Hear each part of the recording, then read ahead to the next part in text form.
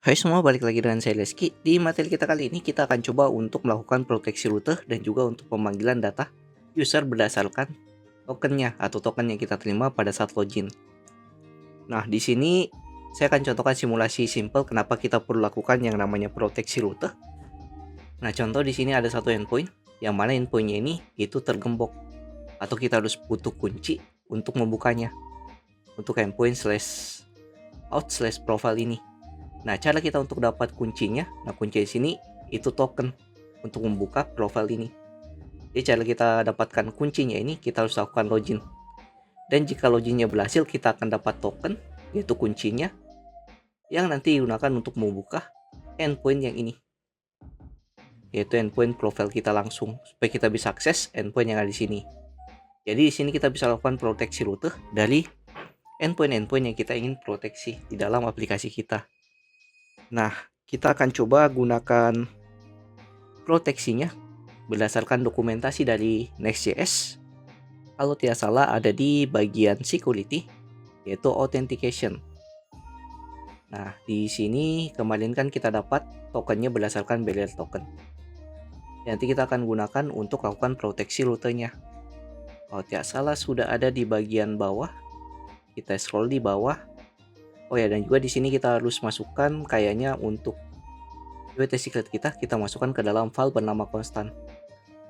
Nah, seperti ini nanti, yaitu untuk pemanggilan dari JWT secret kita yang nanti kita gunakan untuk out modus dan juga di bagian gar-nya yaitu add gar ini. Nah, yang mana di sini dia gunakan JWT service-nya atau jalankan fungsi JWT service. Nah, kemudian di bawah di sini dia akan atur request-nya atau pemanggilan dari request, dan di bawahnya di sini ada abstract token from header, yaitu nanti tokennya kita masukkan ke dalam header yaitu barrier token. Jadi jika ada data dalam barrier tokennya kita akan masukkan ke dalam token, dan kalau tidak ada kita tampilkan undefined. Nah, di sini dia buat berupa array yaitu untuk ambil tipe dan juga tokennya. Nah, tipenya itu barrier token. Nah, kemudian token yaitu nilai yang kita masukkan nanti yang akan dia split untuk authorize-nya. Nah, yang nanti di sini di dalam pembuatan dari gar-nya atau kita sebut saja sebagai middleware-nya. Nah, di sini dia akan ambil request-nya, kemudian di sini dia akan abstract tokennya berdasarkan request yang kita terima. Jadi dia panggil fungsi abstract token from header yang ini. Kemudian jika tokennya tidak ada, dia akan tampilkan error unauthorized. Tapi jika tokennya ada, dia akan jalankan try and catch-nya ini. Yang mana di dalam try and catch-nya dia akan wait this JWT service, dia akan verifikasi tokennya untuk ambil nilai dari pilotnya. Nah, kemudian di sini kita tampilkan secret token kita. Ya, nanti dia akan tampung nilai dari pilotnya itu masuk ke request user. Jadi kita akan buat custom request yaitu request user untuk penampungan dari pilotnya. Nah, kemudian nanti tinggal di return true kalau dia bernilai benar. Tapi kalau dia ada error, kita akan throw errornya apa. Nah, ini kita coba dulu untuk pembuatan constantnya. Kita masuk ke dalam codingan. Kita akan buat file di dalam outnya. Kita buat file dengan nama constant.ts.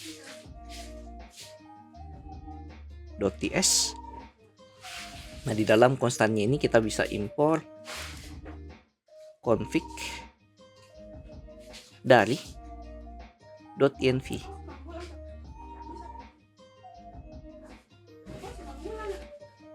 Kemudian config-nya kita jalankan fungsinya. Nah, ini untuk ambil JWT secret di dalam token kita atau dalam .env-nya maksudnya. Nah, di sini kita buat cons export cons dengan nama JWT constant. Kemudian di sini kita masukkan di dalam sebuah objek yaitu secret token kita. Ambil dari process.env. Kita cek di .env-nya namanya apa, yaitu JWT secret. Kita masukkan ke sini. Nah, kemudian di out modulnya. Nah, di out modulnya sendiri kita tinggal import JWT constant yang kita buat tadi. Nah, di sini kita bisa ganti di secretnya, diambil jadi JWT constant titik secret. Nah, kemudian kita coba buat untuk gar-nya. Di folder outnya kita akan buat folder dengan nama gar. Di dalam folder gar-nya kita akan buat file bernama out.gar.ts.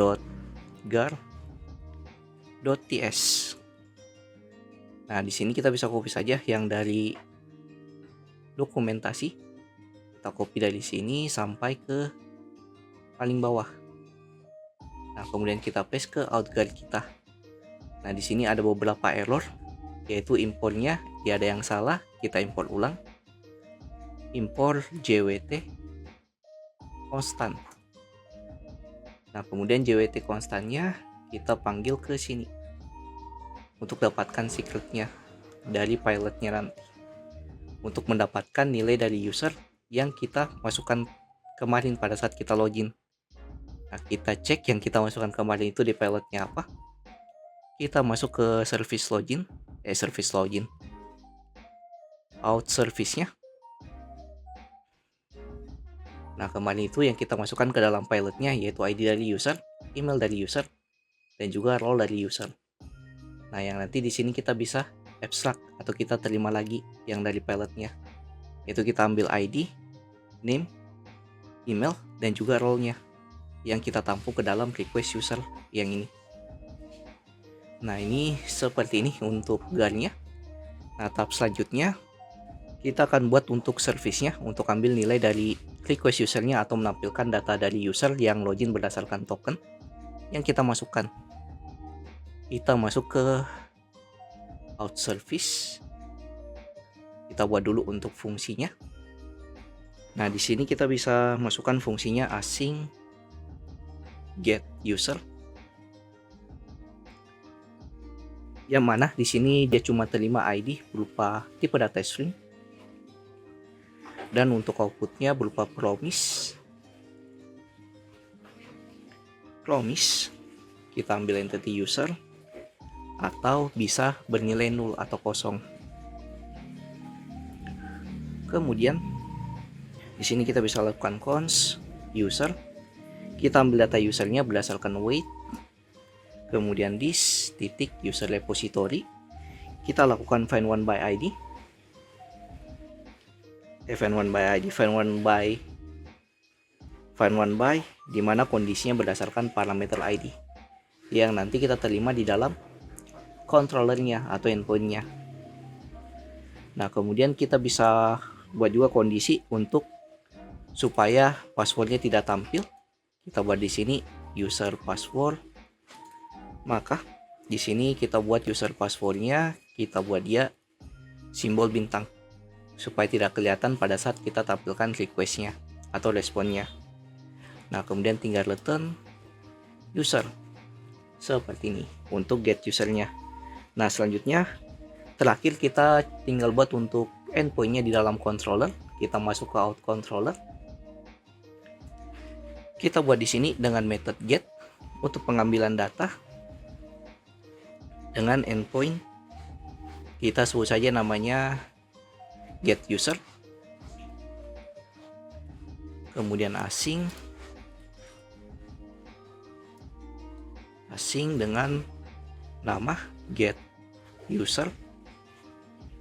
Kita ambil requestnya.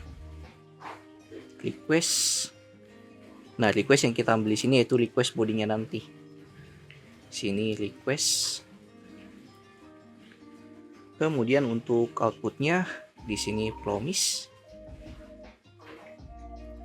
Panggil entity-nya user or null.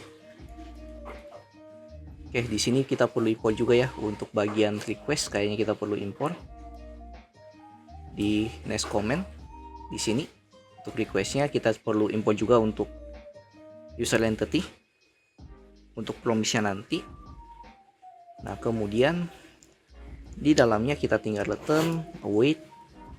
Kita panggil this titik out service titik panggil get user, di mana ID dari usernya kita ambil dari request titik user titik ID yang masuk ke sini tadi. di out controllernya. Nah ini ya request user, kita tampung pilotnya.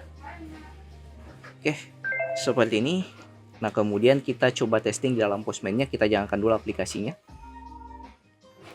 Di sini kita clear dulu npm clan star dev. Kita tunggu prosesnya. Oke, di sini sudah aman semua. Nah, pertama mungkin kita jalankan dulu untuk database kita Apache dan MySQL. Selanjutnya kita coba testing.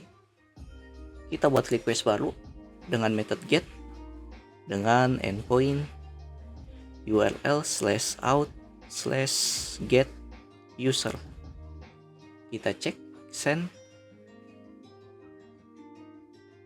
internal server error. Nah ini ada error, kita cek errornya. Leading ID out controller. Oh, get usernya tidak dapat karena ID-nya tidak ada di dalam out controller get user. Oke, kita cek dulu. Nah, jadi di sini harusnya kita jalankan untuk middleware-nya. Use guard. Kita import dari use command. Nah, kemudian panggil out guard.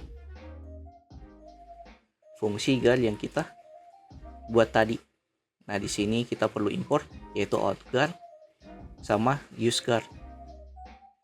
Yaitu untuk middleware-nya. Nah, di sini kayaknya tidak perlu tanda tanya. Kita langsung coba. Di sini tanpa token atau belum ada token yang kita masukkan di Beelier tokennya, kita langsung send. Nah, dia bakal error unauthorized atau belum otorisasi. Nah, tapi kalau kita masukkan Beelier token kita lakukan login. Nah, di sini saya login pakai userless key.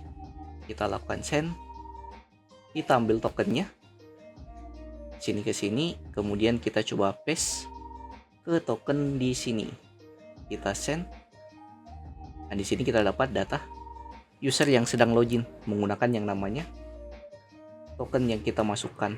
Jadi kita bisa dapatkan data dari user berdasarkan token yang kita terima, dan passwordnya berubah, yaitu tidak tampil karena tadi kita ganti untuk field dari passwordnya, kita ganti jadi bintang-bintang kayak gini. Nah, kenapa bisa terjadi seperti ini?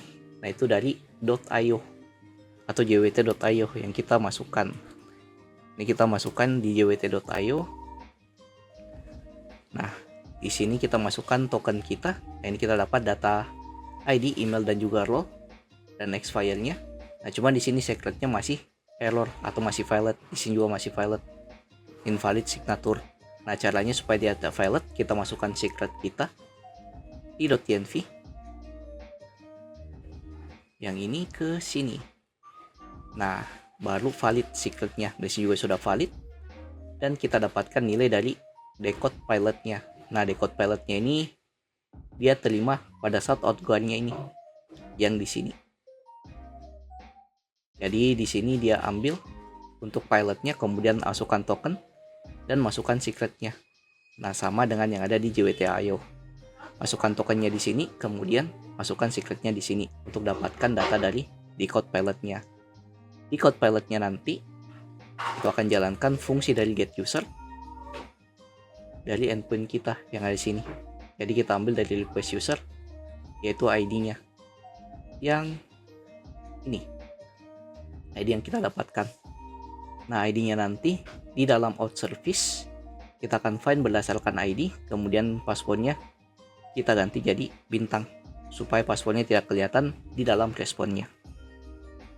Oke, mungkin sekian sedikit penjelasan tentang pembuatan middleware dan juga pembuatan get user berdasarkan token. Di video berikutnya kita akan coba untuk pembuatan fitur dari guard berdasarkan role admin. Jadi jika ditanyakan silahkan masuk ke grup Discord yang linknya ada di pin komen. Jangan lupa like, komen, dan share ke teman-teman kalian. See you next video. Have a nice day and bye.